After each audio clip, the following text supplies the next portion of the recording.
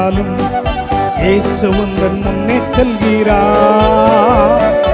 எரிகோ மதிலும் முன்னே வந்தாலும் இயேசு உந்தன் முன்னே செல்கிறார்.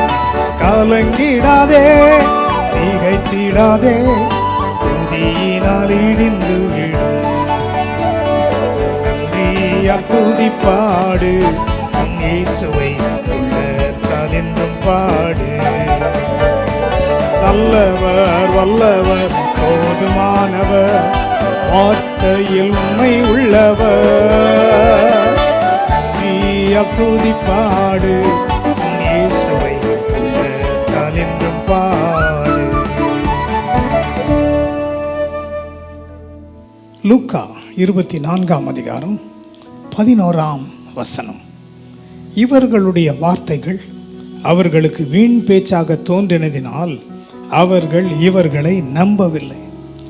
என் அன்புக்குரியவர்களே, ஸ்திரீகள் இயேசு உயிர்த்தெழுந்ததை அறிந்திருக்கிறார்கள். மகதலேனா மரியாளுக்கு ஆண்டவர் தரிசனமாகிவிட்டார்.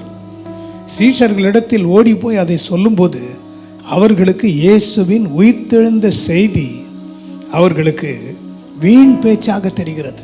இன்றைக்கும் உங்கள் வாழ்க்கையில் கூட இயேசு உயிரோடு கூட இருக்கிறார், இன்றும் அவர் அற்புதங்களை செய்கிறார் என்பது வீண் பேச்சாக தோன்றுகிறதா?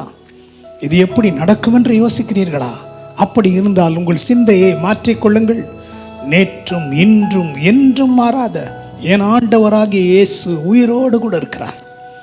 எத்தனை அற்புதங்களை அன்றைக்கு செய்தார் என்பதல்ல, இன்றைக்கும் அவர் செய்ய வல்லவராயிருக்கிறார். விசுவாசிப்போம், பெற்றுக்கொள்வோம்.